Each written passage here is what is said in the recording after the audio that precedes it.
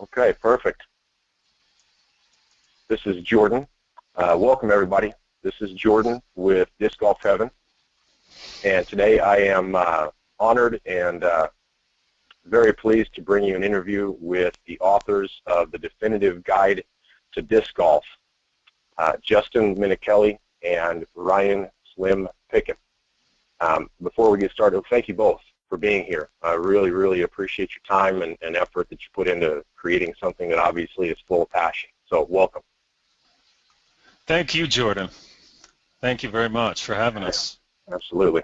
Well, before we get started, let's give our listeners a little history about the two of you. Let's start with you, Justin. You're an associate professor at Western Carolina University. You earned your doctorate in kinesiology from Louisiana State, LSU. Your master's in physical education from Western Carolina, where you're a professor. Your bachelor's in exercise science from SUNY Cortland in New York. It's safe to say you're familiar with the human body, right? Correct. Yes. What got you interested in anatomy and physiology, and then what led to disc golf? Well, I've always had an interest in exercise science. My mom was my elementary school physical education teacher, and I've just always had an interest in that. And then in terms of disc golf, I used to play ultimate, competitive ultimate. I played for LSU, and on a team that I didn't realize how good we were. We turned out to be a really good team. Our team captain won the Callahan. We went to nationals in San Francisco, and so it was a real competitive ultimate player. And we actually had there's a disc golf course in Baton Rouge, and I never played it, not even once. I never played it. I didn't understand it. Some of the older cats brought some discs, some golf discs to ultimate practice, and I picked one up, probably fan gripped it. It was probably a driver. I fluffed it, I'm sure, a little bit. It faded like crazy, and I was like, these things are ridiculous. They're tiny. Yeah, this doesn't fly. These things don't fly worth a darn. I'm not playing this silly sport. Let's go back to, playing some ultimate. So I started off as an ultimate player, and then just transitioned into disc golf, which was a natural transition for me because I played golf with a little white ball and sticks, and so it was just natural and eventual that I would pick up disc golf. Yeah, very cool. Did you grow up with sports when you were younger? I did. I ran track and field my whole life. In fact, I ran track and field at Cortland. I was an undergraduate, and mostly track, but I wrestled in high school. I was a smaller kid in high school. I'm 6'2" now, but when I was a freshman in high school, I was 98 pounds, and so when you're 98 pounds in upstate New York, you wrestle. So I wrestled for a while. Very cool. Well, thank you. Ryan, you earned your master's in Organizational Development and Transformation from California Institute of Integral Studies, and your bachelor's in Human and Organizational Development from Vanderbilt. And between the two of you, there's 5 degrees, and they're not small degrees. From what I gather, Ryan, you're a specialist in empowering people with your business. Tell me a little more about what you do and how you got into what you do. Well, ultimately, empowering people is really, at the crux of it. We do a lot of work with small and medium-sized businesses, generally working with the owners or main managers, helping them create more progressive organizational infrastructure, which can range from, how they make decisions, how they hold power, how they share profit, how they evaluate one another and, do performance evaluations. And then certainly work with individuals as well, and that can generally be helping people make wiser decisions, or they're at a crux where they're not sure which way to go and need some help, to individuals that ultimately, not real sure what they want to do, and or finding themselves with kind of the lack of motivation and energy to kind of really want to get up and make it happen. And so, I kind of got out of that, into that work, I would say somewhat through default. I was planning to, I really always dreamed of being a teacher, and I wanted to teach life skill classes. And when I went to Vanderbilt, they have an excellent education school, and that's one of the reasons I chose Vanderbilt. And when I got there, they ended up doing away with the physical education degree for secondary education. I'm like, well, that's great. I mean, that's part of why I came here. But Right. needless to say, I ended up in the Human and Organizational Development Program, which, to make a long story short, was exactly what I was looking for. Gave me an excellent, more Western perspective of, really organizational development, this wonderful world of capitalism that we have.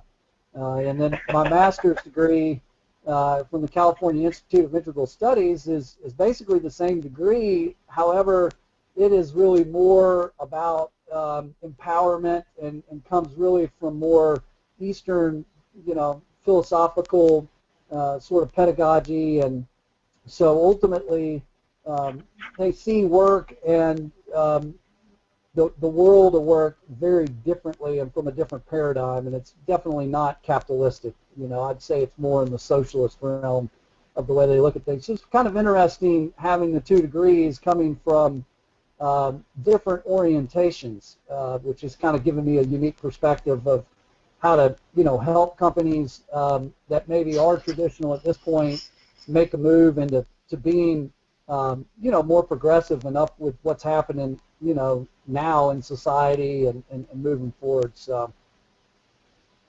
Very nice. Well, how does your work in day-to-day life lend itself to teaching disc golf? Well, that's a great question. I mean, right now, I would say I'm not formally doing a lot of teaching of disc golf. I did teach when I was a professor at Morris Hill University. I taught there for 10 years and then was able to get them to have a class on disc golf, which I taught. Right now, the teaching comes in the number one spot, which is myself, and, constantly tell myself and other people that change starts within, and, you've got to start with yourself. And so I am taking my intentionality around disc golf to a whole new level right now. And fortunately, I'm at a place with work that I'm able to, to take some time out each day to really practice some of the things that I preach in the book, and get out and try to really work on myself. I think as time moves forward, I am going to be doing more teaching, and I'm working on a little bit of a design that would take some of the stuff that I do in executive coaching and life coaching and combining that with disc golf. And so I could then basically be hired as a disc golf coach that would get into not only, obviously the aspects of disc golf and how to throw better and how to be more versatile, but also simultaneously would really be working with people while we're on the course and practicing about how to take disc golf into your own life, and how the lessons that we learn on the course really can help you be more effective in your life, and in your work, and trying to get them to, to really embrace and understand some key tools about how to make that happen, Yeah, sounds like a paradigm for life through disc golf.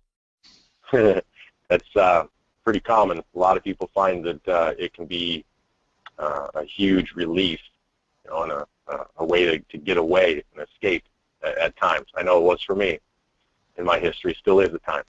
So yeah, absolutely. I think all three of us share in common that we're doing the best we can to make disc golf part of our work, and so then that way when our wives and partners are like, "What are you doing today?" So, I'm going to play disc golf. And they're like, "What? Hey, it's work. I mean, I'm doing some research. I'm out, I'm working on this technique. I mean, come on, I mean, that's what I'm doing, right?" So slowly but surely, all three of us, I think, are doing a pretty effective job of making disc golf a part of our work, Yeah, every day, man. Well, perfect. Let's go ahead and get into the book, The Definitive Guide to Disc Golf.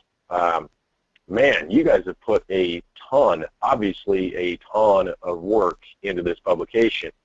I will have a review coming up, full written review, but this interview is a great place to start and kind of explaining what it is and helping people get the impetus behind why you guys put this together. So, first off, how did the two of you come to the conclusion that you wanted to write a book on disc golf? Well, what happened was there was a mutual friend of ours, Chris Tootin, who's a great guy and a great player, who's also in the Asheville club. He approached me and said, hey, he knew I was writing a book, and he said, hey, Ryan Pickens is writing a disc golf book too. And he approached Ryan and said, oh, Menickelli's writing a disc golf book too. And so we met almost 4 years ago to the day, and I know this because UNC Asheville men's basketball team was in the NCAA tournament. It's the last time they were in the tournament was 4 years ago. That's the only reason I can know it was almost to the day. And we met in Asheville, and we discovered a couple things. One was that we were both writing, in a way, we were both writing different books. I had started writing more of a textbook, but a textbook written in kind of a casual voice, one that I could use for my disc golf class. And Ryan was writing a book with the working title Catching Climo, which today I guess is more like would be a Paul Macbeth biography, I guess. But there you go. And we weren't that far apart, but we were definitely writing different books. That's one thing we discovered. And the other thing we discovered is that we were both further along a different path, if that makes sense. I was a little further along in terms of the writing, and Ryan was further along in terms of basically everything else. He had a publisher that was interested in the project. He had a really great vision for what the book could, how it could impact the sport once it was out. And so we discovered, okay, we've got some differences here, but we should come together and make this the same project. And so we decided on that fateful day that we were gonna write it together. And Ryan and I both work hard on what we do, and so we outlined, okay, you're going to be responsible for this part at first, and you're going to be responsible for this part, and we held each other accountable for working on it, and we toiled away, together on the project, and that's how it all began, really. Nice. Lots of wee hour mornings, right? Focused, staying persistent on trying to figure out how in the world do you really sit down and write about the X step. I mean, it's so easy to describe, but try to write about it. It can be fairly challenging. But I like Justin's answer. I mean, he's been an awesome partner. I greatly appreciate Justin. He takes writing to a whole nother level. I feel like I'm a pretty good writer, but honestly, Justin is at another level than I am, and he's really helped the book be as great as it is. And I think part of it for us is being both of us teaching in higher education, realizing that there really was no textbook for the sport, that we needed to pull it off. I mean, one, so that you could have something as a support for teaching in higher education, but two, because the game needs it, and the game needs to have more legitimacy and validation, and having a comprehensive textbook could really assist with that. So.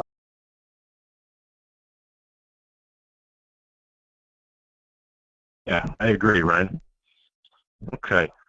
Now, in the book, you two have an entire chapter devoted exclusively to the mental side of the game.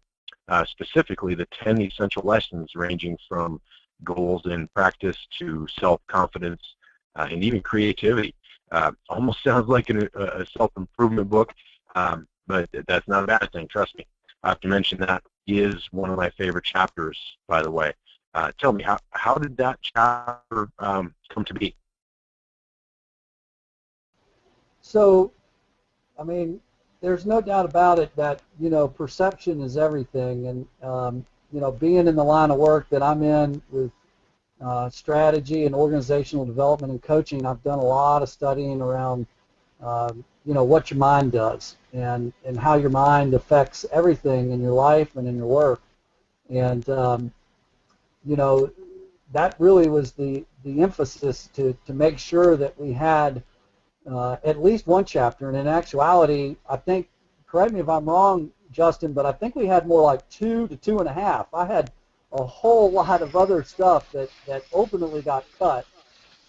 Maybe that'll come out in book 2, but we really felt that it's critical, that this chapter be in the book and be an emphasis in the book. And I do think that for those players that would consider themselves professionals or in the above a 970 rating, there's no doubt in my mind that they're going to learn something from this chapter. And they can take this chapter and take their game to another level. And I can say that because I really truly believe that I'm a 1,000 rated player that tricks myself into thinking I'm a 958 player.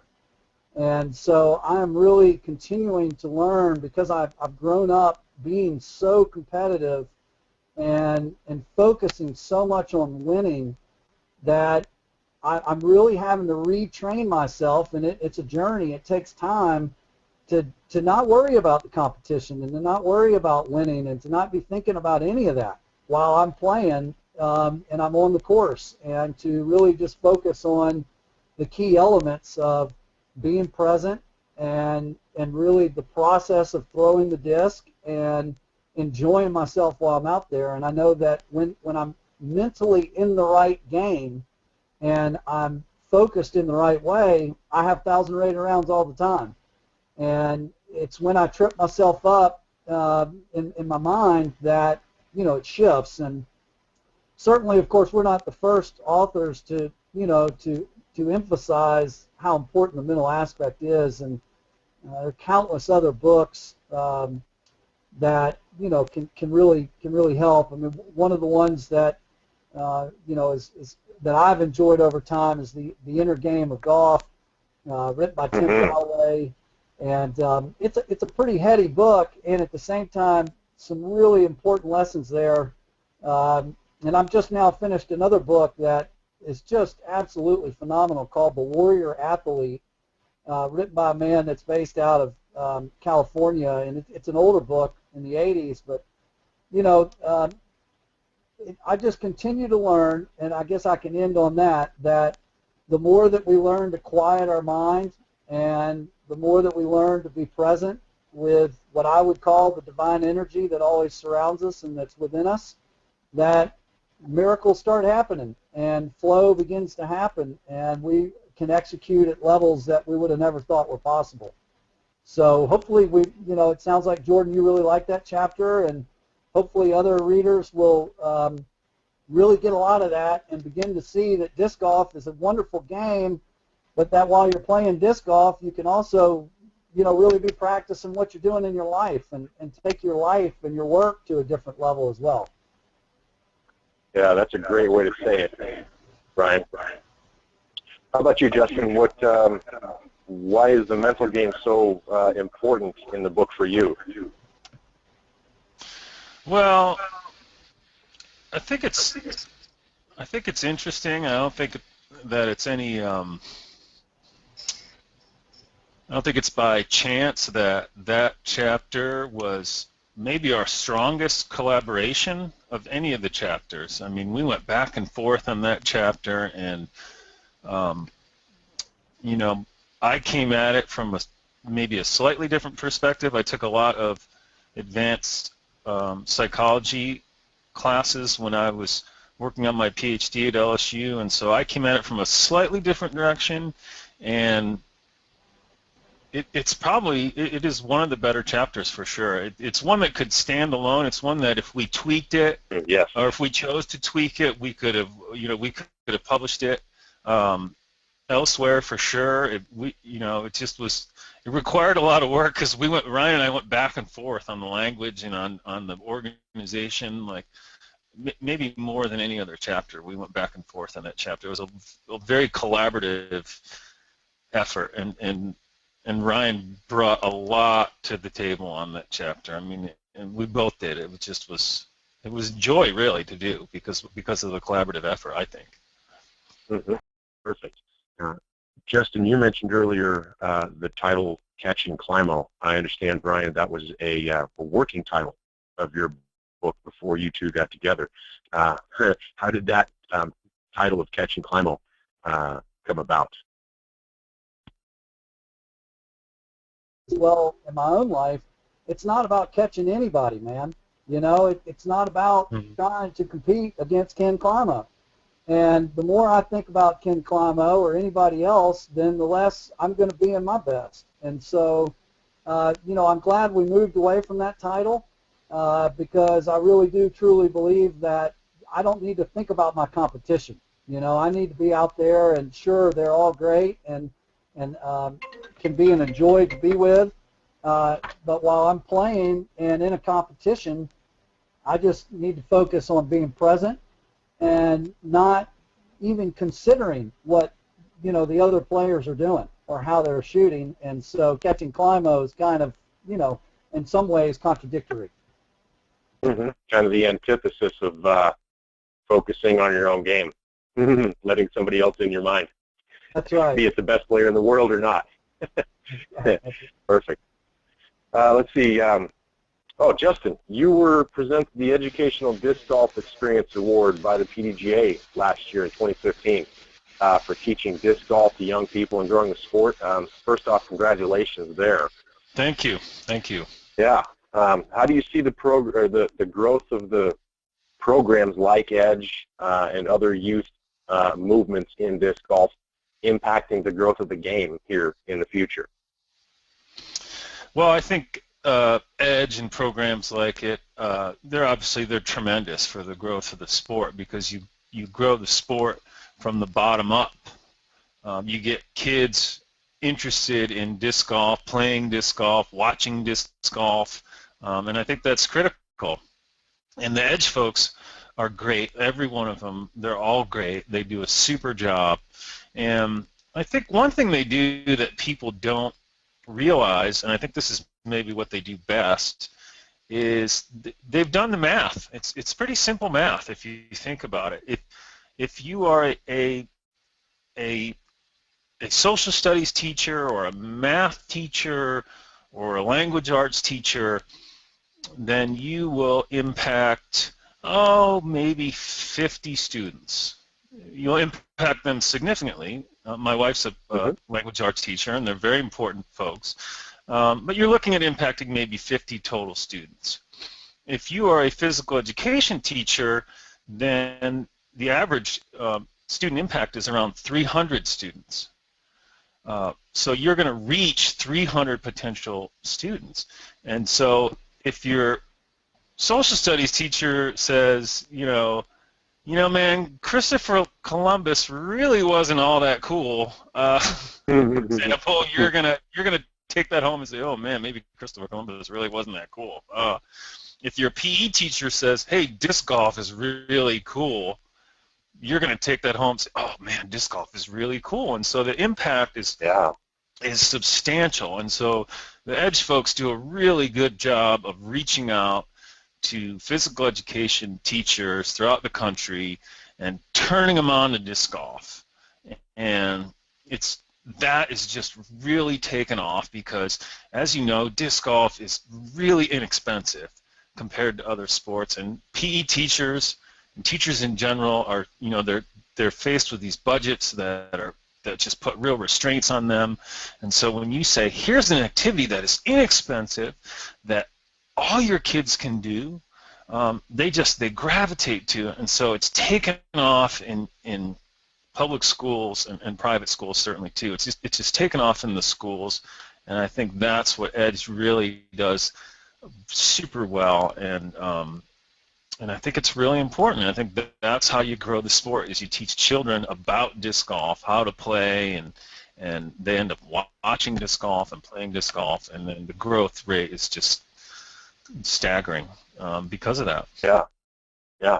That ends up with a spiderweb effect where you take the game to one child and they take it to their family, and their family takes it to their neighborhood, and it's just a cascading effect, right? Yeah, it blows up from there, and disc golf courses, which I put a few in at public schools, they're great facilities at schools for the kids. Tremendous facilities. Absolutely. They're inexpensive. Yeah. They're relatively low maintenance, and PE teachers love them. And I think the Edge folks do a really good job of getting to those teachers and turning them on to disc golf. And then the teachers go ahead and turn on 300 kids plus, in some cases 900 kids. They turn them on to disc golf, man, and teach them the basic skills and get them excited about it. So I love the Edge folks. Yeah, disc golf's great. The bigger picture, when it comes down to it, all of us want our kids to have the life skills and values that that make them a good, productive person in our society, right? Healthy, we learn that through disc golf. Physically active. There you go. Physically active also. Lifetime sports. You got it. Well, Ryan, you mentioned earlier that you taught at Mars Hill University for a decade, teaching disc golf. I'm sure you've seen growth at the college level, no doubt. Where do you see the game going at the collegiate competition level? Well, I think, as more and more people are attracted to disc golf, it's just going to for sure infiltrate into the college system, as I believe we're seeing. And Justin probably knows the numbers a little bit better than I do, but, Pete May, that runs the college championship down in Augusta, has seen a massive growth of teams that are participating from colleges in that competition. And, I think we're going to continue to see that grow. I think, what's lacking right now is ongoing play that is in some way more official and formalized. I know here in Asheville, for instance, I helped start our local club, which is now an association.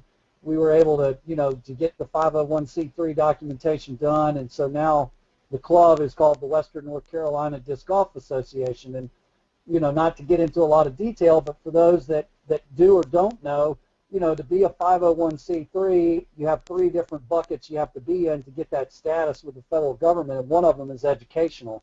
And so we really chose the mission of educating people about disc golf, and one of the things that we did, as I was as a board member, is we started the WNC Intercollegiate Disc Golf League. And we got all 7 or 8 colleges, and actually we had Eastern Tennessee jump on board, and a team from Johnson City and ETSU ended up playing as well, so we were branching out. But basically, as a local club, we put together a series of 6 tournaments a year. There were 3 tournaments in the fall and 3 tournaments in the spring. It was a free tournament for all of the colleges to participate, just as long as you were a degree-seeking student at one of those universities, then you could come. We had a whole format laid out for that, which if anybody listening is interested in this, feel free to reach out to me. We're happy to share all of these materials. But, basically, the local club, disc golf club or association, formalized a way for colleges to participate in a more formal process. And we gave away a little bit of product, and we had a way that they would gain points that, if you participated in all 6 of the tournaments, whoever had the most points at the end of the 6 tournaments was the Western North Carolina champion. And so I think, for this sport to really take, kind of get rooted in the college system and to go to the next level, it's going to require some ongoing, very frequent play amongst colleges in the similar regions. And, the Professional Disc Golf Association, I love the depth. I've been a member for years. and they've been a major influence in the book and in my life and playing the sport. Whether they're going to be the ones that are going to be able to help really help make that happen and that structure happen, I'm not sure.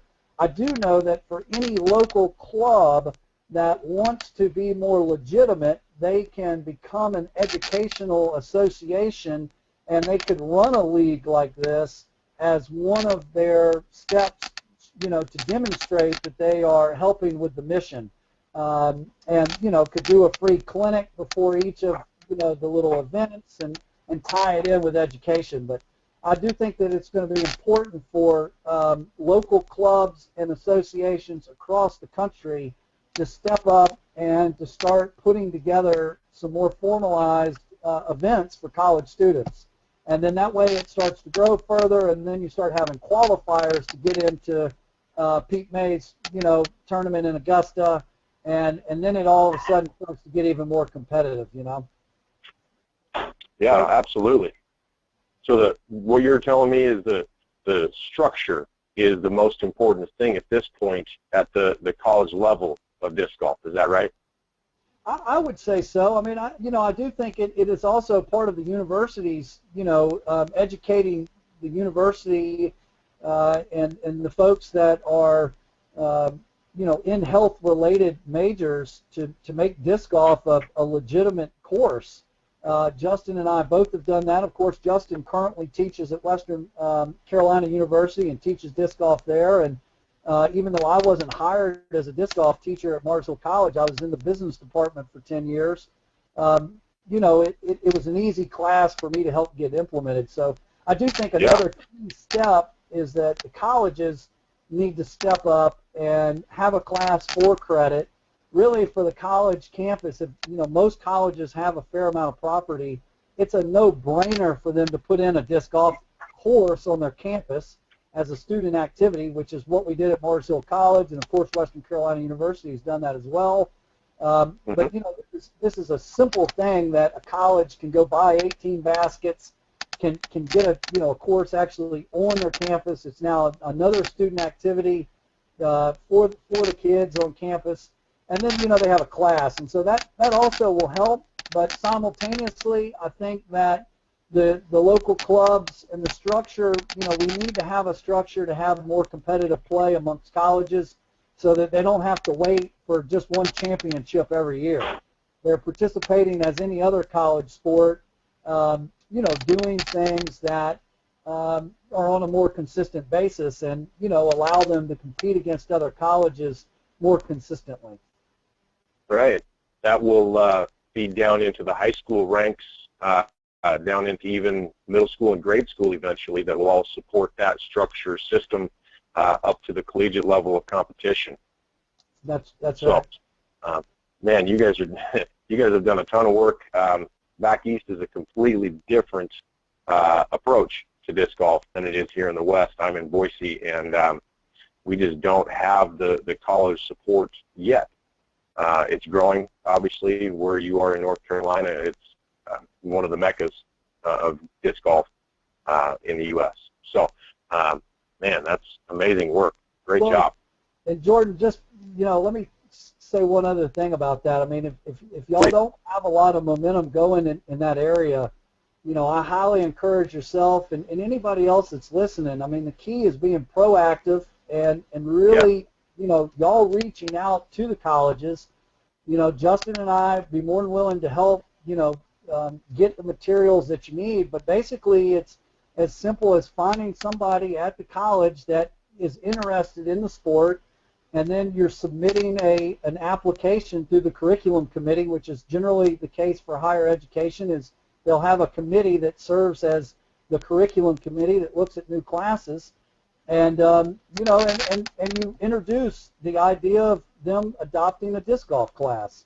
And the beauty of that is that a lot of times those universities will not have somebody on staff that can maybe teach that class, and so they'll hire an adjunct, which could work into one of the locals in the area that's a local professional player can step in and potentially teach that, as an adjunct for the college or the university. Yeah, you got it. really, I think it's something that most universities will likely be open to, just as long as there's some proactiveness with it. Yeah, you got it. Absolutely. Perfect. Well, I want to get into a little more. There's a ton of science in the definitive guide to disc golf. I can't say a ton, but a fair amount, I guess. In particular, in each of the throw sections for backhand and forehand, for example, there is a biomechanics of section. And what that walks the readers through is the physiological aspects of what your body does in each of those throws. Both of you have a ton of, Justin, you in particular, in the biomechanical research, anatomy and physiology field. There's got to be a good reason that there is so much of the detailed science in the biomechanics, as well as the physics of flight in the book. I mean, it's probably maybe a quarter of the book that is between the two of those, and it's important, obviously, according to you two. So there wouldn't be that much in the book if it wasn't. Why is that so important, and what was the reasoning behind including a fair amount of science in the biomechanics and physics of disc golf? Well, it was because Ryan let me keep it. No, I'm kidding. That's great. We made it our mission, and we're not paying lip service to this mission at all. We made it our mission to present technical information, but written in a casual voice. Yeah, I mean, you've accomplished that. I mean, the truth be told, there's a lot of information out there on, especially throwing techniques. There's a ton of information out there on websites, and there's videos and things, and so, we wanted to present the technical information and empower our readers to go out and look at other sources critically and say, well, this person is spot on when they're saying this is what you should be doing when you're throwing a backhand. We wanted to provide that technical information to readers, and we, as you can tell, we didn't dumb it down at all. I mean, we stuck with the honest to goodness, technical side of it, and I think that's a big advantage to our book. Ryan would come in, and I would write a little section, and Ryan would come in and say, "Wait a minute, man, what is this, ulnar deviation? What the heck are you talking about, man?" And he'd say, "It's really, wrist pop or whatever," and I'd say, "Okay, well, let's include both." There was this give and take in that aspect of it. And in terms of the dynamics of disc flight chapter and that information, I think that's a really important chapter, because these questions are being asked all the time and being answered sometimes correctly and sometimes not. I was listening to a podcast a couple weeks ago from a website, and one of the listeners had asked, why does a disc fade? Does it start spinning the other direction? Like, why the heck does a disc fade? And I love the guys doing the podcast, but they couldn't answer that question. They were, one is a professional player, and he's like, I know it doesn't start spinning the other way, but I'm not really sure exactly what happens in terms of the physics of it. And so I wrote in a little response, and got some positive feedback saying, "Oh, okay, that's how it works." So we definitely wanted to include that, and I was really adamant about including the physics part of it, because again, it empowers our readers then to take this information and say, okay, now I've got this knowledge, and I can go out and I can watch videos online, and I can read other books, other materials, and I can read it with a critical eye, knowing that, okay, this is the technical information that I need, and that I can then use down the line. I mean, I think that's why we did it. Well, and on top of that, some of the details in those chapters are also geared for professional players, and so that's part of what we really hope to accomplish in the book is that sure, beginners and intermediate players are going to get a lot out of the book, while at the same time we really want advanced players and professional players to get a lot out of the book. And but the chapter on disc flight, anybody is going to learn from that chapter. It might take a couple reads. Justin takes to a whole other level in that chapter. And I do have to say, when you read that chapter, like, oh, yes, this is a textbook. While at the same time, that is the physics behind it. And this is how it works with the natural world and what's really happening with the disc. And so as you begin to understand that more as a professional player, I think that begins to give you more of an advantage, to be able to figure out how to get the disc to do what you really want it to. And yeah, that's really what the game comes down to, is getting the disc to do what you want it to do, right? And we had several professional players read a few of the chapters, including that dynamics of disc flight chapter, and they were like, "Damn, wow." Yeah. I learned some things. When Dan Stork-Roddick and Jay Redding and Des Redding and some other folks read it and say, "Well, I really learned some things." I thought, well, man, we've accomplished our goal for sure.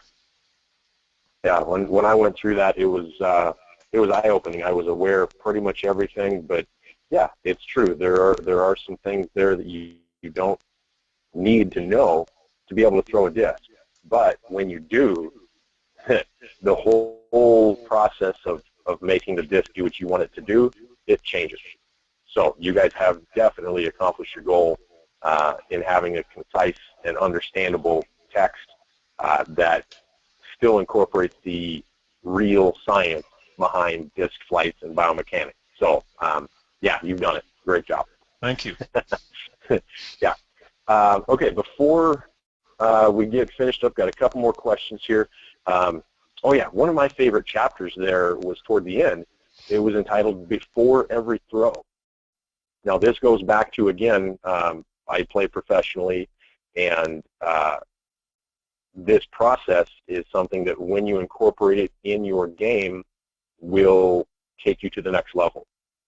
It's obvious that you two put the research into the technical side like we just talked about, but really my biggest question is, how difficult was it to narrow down the entirety of approaching a shot and preparing and throwing that shot down to a handful of pages that includes wind? I mean, that chapter was relatively quick, but it included basically the entire process from the time you get to your disc to decide exactly what you're going to throw and execute that shot. How did you narrow down all the information into just a few pages of how to do that? Well, I think, ultimately that chapter was really spearheaded by me with, of course, a lot of work with Justin as well, collaborating on that. And, honestly, Jordan, I really thought about how I've kind of trained myself over the years to approach a shot. And, oftentimes I've realized that my mind is on everything but the upcoming shot. I'm talking about players, or I'm doing whatever else I'm thinking about, when I'm losing valuable time that I could be focused on thinking about my upcoming shot and what are the key variables there. And so I've through some of my training have become a very what I call a systemic thinker, just understanding that life and work is this huge system of variables, and that nothing is separate in life and in the universe. Everything is really this huge system of operation. And so when you're coming into your shot, what are those key variables that are going to potentially have an influence on my shot? And when you begin to really look at that, sure, we might be able to make some arguments that there's maybe 15 or 16 other variables, but the 4 that we point out in that chapter are really the critical, variables. And it's amazing to me how often in my past playing, or now even currently playing, I will watch other players make really, kind of errors in their throw, which I think had a lot to do with them before they even threw the shot, and setting themselves up in the right place. And so, some of those key things with the elevation changes, understanding, your foot and your feet placement is critical. And, I think a lot of players don't think about that. I mean, if my right foot happens to be in a little small ditch, or there happen to be roots right there, and my left foot is higher up, even if it's by 2 or 3 inches, then all of a sudden my shoulders are also out of balance. And if I'm not aware of that, and then especially if I'm not a standstill thrower, which we really try to communicate in the book, that learning to throw standstill in our mind is essential. That if you don't throw standstill, then you're now also going to add movement into this shot, and so you're putting even more movement into already a non-flat scenario, and you're just setting yourself up for your arm and your release point to basically be off an inch or two, because you didn't set yourself up right to start with, and then that inch compounds itself every 10 feet, and next thing you know, you've missed your mark by 30 feet, and you've hit the tree, and you've rolled down in the water. Or 120 feet or more. Yeah, right? Yeah, no doubt. It can go all kinds of places. But yeah, so I think what we really wanted to do in that chapter is help people understand that this isn't rocket science. It's a matter of approaching your shot with intentionality. It's a matter of showing up behind your mini already thinking about, wow, I know where the greatest percentage of open space is. And, that's not rocket science. If I have, one alley to my right that's got, let's say, 80 to 90% open space, meaning there are not a lot of trees there. However, I've got another one to the left that's like 30%. However, it's, maybe plays to my go-to shot. You're probably better off still going with the greatest percentage of open space, which, of course, requires versatility. You've got to be able to throw a sidearm or a thumber. You've got to be able to lean out and to flex into a different shot pattern. But, your odds are much better to get a Frisbee to fly through 80% of open space than to fly through 30% of open space. And so, it's just a matter of understanding that and then training yourself, of course, to be able to, to flex into making that sidearm shot, or the different shot to be able to access the greatest percentage of open space. Yeah. So the variables there, I haven't asked yet, but it sounds like there is an opportunity for another book upcoming. But the variables, it has been a major source of thought development in my game, in my history, and we've never spoken about this before, but when you start playing at a certain level and you can reduce the amount of those variables in your throw, like you said, you're just going to have more consistent results over time, obviously.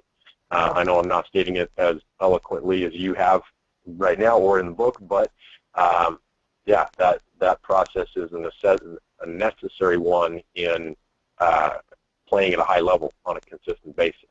So, okay, real quick, you two are both fathers, obviously, and teachers. Do your kids play disc golf? And if so, what do you get to take them out a lot? Yeah, I have the advantage of that my children go to school. Well, two of them do. I have 3 children. 2 of them go to school a mile from my office, and lo and behold, the local elementary school here has a disc golf course on their campus. Yeah, that's great. That is part of the local rec park. So there's 9 holes roughly on the elementary school property, and then it morphs into 9 holes on the Jackson County property. And of course, I go over to the school quite a bit, and my wife happens to work at that school, and I go over there quite a bit and teach a little bit and bring them some free plastic. And so my children have the benefit of taking disc golf in physical education. And so my middle child, Noah, he prefers to throw a platter, a throw and catch disc, and he throws them pretty far. Mm-hmm. Very my cool. older boy's a little lankier, so he thinks he's a good putter, but he's working on it. Hey, that's where it starts, is in our mind. So Yeah. good for him. I tell him, you're a fine putter, son. Yes. There you go. Nice. How about you, Ryan? So my little girl, she certainly is aware of the sport. I've got a basket that sits about 20 feet off her window, so She knows I'm out there, plugging away on the putting game. And at the same time, she's got a few discs. One of the pictures that didn't make it in the book somehow, and that's probably because we don't have a chapter, that's more focused on kids, is I got a great picture of my little girl throwing a disc into the basket. And it's actually sits in my house, and it's kind of displayed up. And I think she's enjoying it. When it boils down to it, I'm not really going to push her into the sport, and just going to let her decide where she wants to put her energy, and best support her in whatever that may be. Try to throw a bunch of different things at her, and disc golf being one of them, and just kind of see where it goes, But I know she sees me play a lot, and she knows that I take it very serious, and maybe sometimes too serious. I'm continuing to learn to just kind of let go of the seriousness and have fun. And I think she as time moves on will likely be throwing a little bit more. Very good. Very good. Okay. Before we wrap up, I have one more question. This one put a request out for some questions, and had a fellow golfer of mine, personal friend by the name of David Cleveland, ask, what are the best beginning discs? I mean, obviously you can't get super specific in the book, and you offer some from different manufacturers, but beginning discs for kids, where do those, what kind of discs are best in that regard for people who are just getting started, who want to get their kids involved?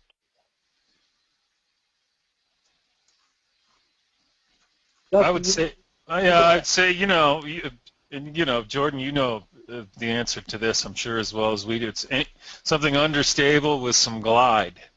I don't think there's anything wrong with starting kids throwing, a throwing catch type of disc, because they're easy to throw. They got tons of glide. They're super understable, and then you have them morph into, your understable putters for sure. I think kids need to learn to throw a putter.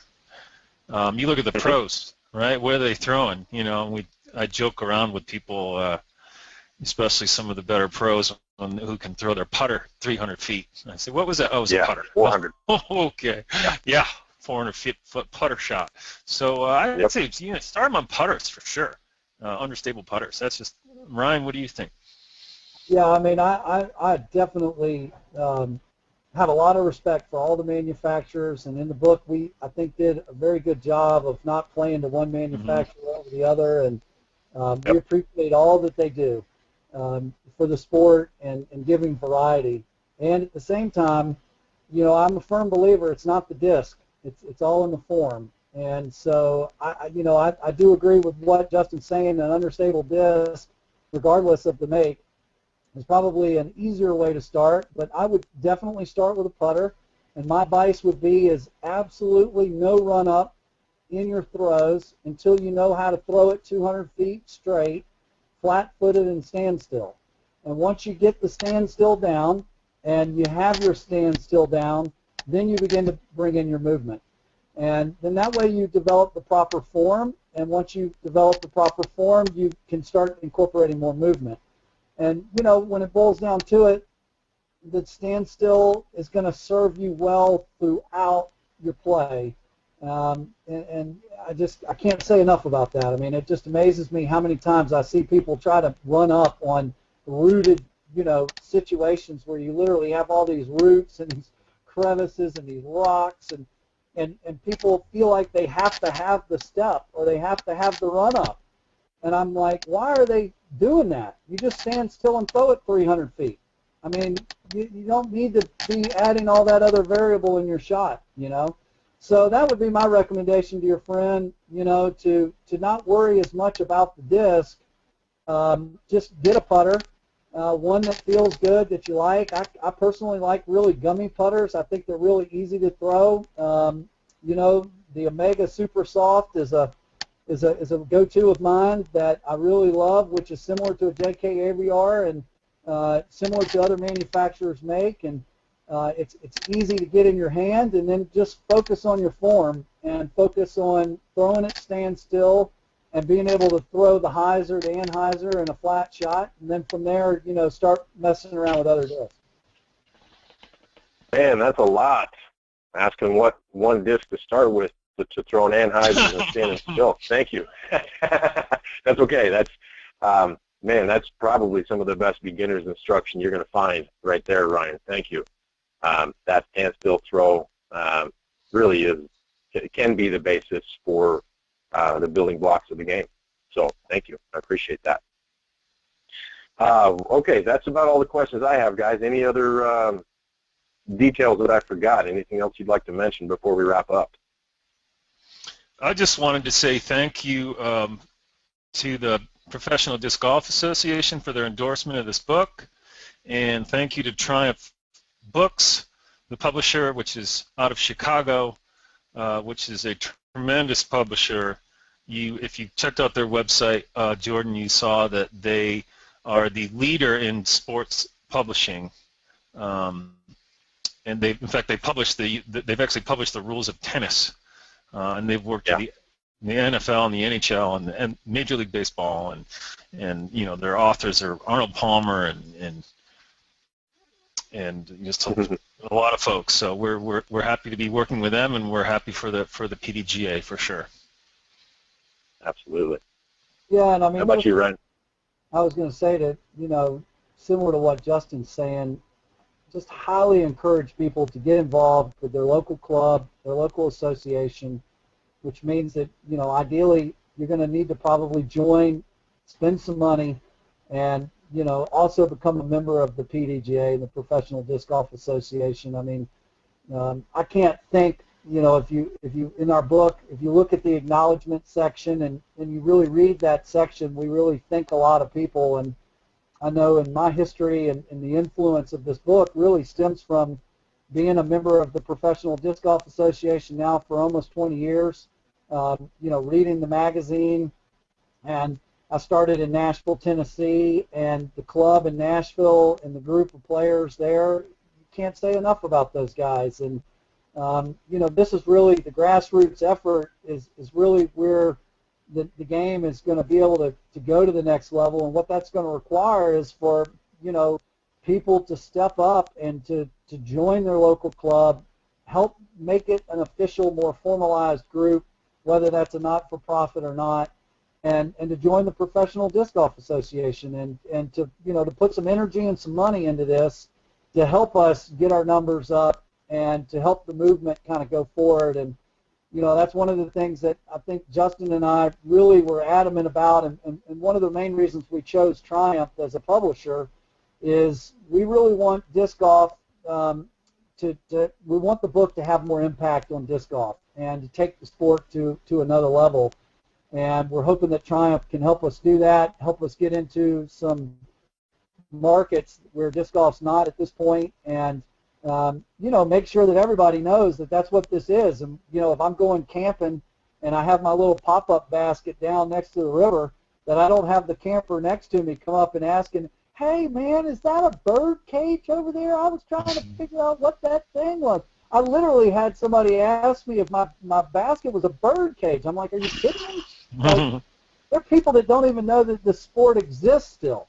And you know, that's got to change. And the only way that that's going to change is for all of us to, you know, to step up and be more proactive and to, you know, to put some money behind it, $15, $20 a year to the local club, $15, $20, $35 to the PDGA, and, you know, really start being more involved. And so yeah, just hope folks will do that and help take this sport to the next level.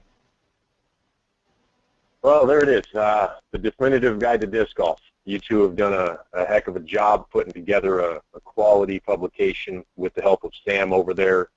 This is going to take off and ultimately grow the game, just like you mentioned there, Ryan. Well, thank you both. This has been a pleasure and an honor having the opportunity to interview you two for my information website at discgolfheaven.com. So find more information there at Disc Golf Heaven. Tremendous Thank website. You. Great information on it. It'll grow, but yeah, there's a little bit there to start. We'll get some more going and grow this great game we both love, all of us love here. So thank you all for listening. Justin, Ryan, thank you again. Really, truly appreciate your time and energy and passion into this game and this book project that you've completed here. And it's a success. I declare it a success. Thank you. Yeah, thank you both. Until next time, throw them straight.